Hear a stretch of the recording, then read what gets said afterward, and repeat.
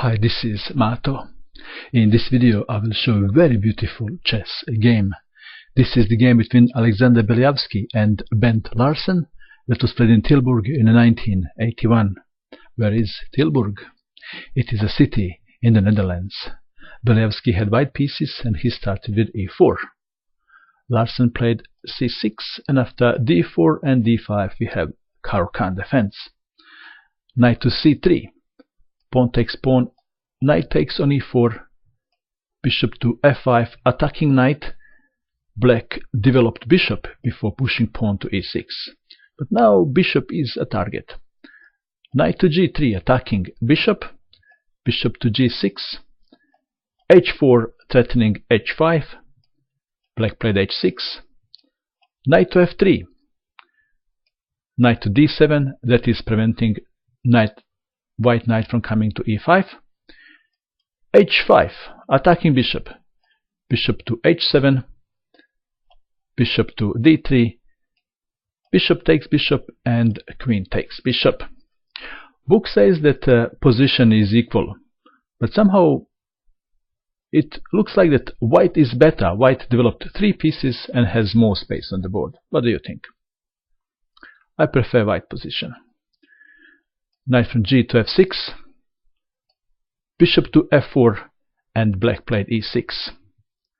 The most popular move is queen to a5 check, and after bishop to d2, queen goes to c7, and after castling, then e6. In our game, e6 was played. White castled queenside, bishop to e7, knight to e5, and a5. Aggressive intentions, perhaps playing a4, a3. Rook from h to e1, and white's army is fully mobilized. All pieces developed. White has more space on the board. Still, black could have castled, and looks like he could have a playable game. But he wanted to play aggressively. He played a4, and that is not the best move on the board for some reason. We have reached critical position of the game. It is white to move. How would you continue if you had white pieces? If you wish, you can pause this video and you can try to find the best move for white in this position. That move decided the game. What is the move? Have you seen this? Knight to g6, sacrificing the knight. But black decided to decline the offer. He played knight to d5. Of course, we want to know what's wrong with taking that knight. If pawn takes knight, then queen takes on g6 check, and after king to f8, rook takes pawn on e6. And perhaps the best move would be to try to oppose the queen, white queen. And now knight to f5, and white is better, but I can't show all the variation. I will just show you the cute one that I like, and that is if queen takes queen. So this is not the only move that black can play, but let's have a look what will happen then. Pawn takes queen. Now bishop is the target here. If bishop goes, say, to b4, a3, bishop to a5, and then bishop to d6 check, king to g8 check. As you can see, this position has no hope. Discovered check, king to g8 check again, king to f8. So this is not worth playing for black at all. Target is now pawn on g7. Okay, so in the game, knight to d5. Knight is attacking bishop on f4. And how should white continue now? What would you play? Beliavsky found absolutely brilliant move. he played knight to f5. What a move. What will happen if knight takes bishop? Can you see? If knight takes bishop, then game over.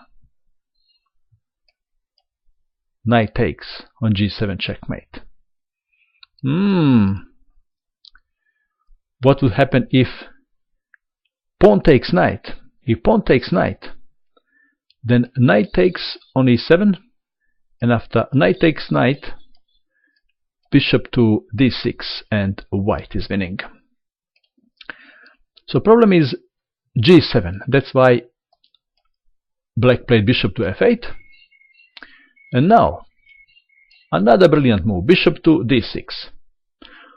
Of course, black can't take this because this is checkmate then, or even checkmate like this.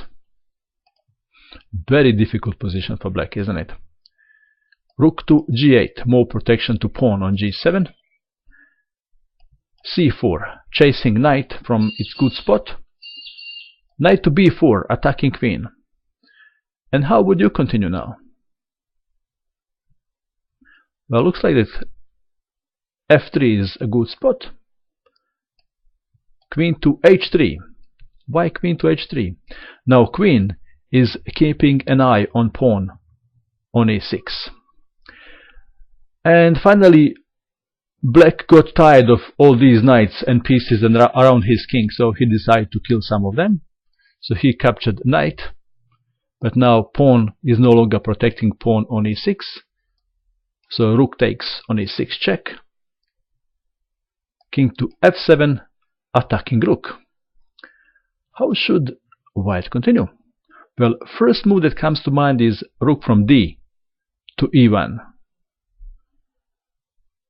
But Beliavsky played pawn takes on g6, sacrificing rook.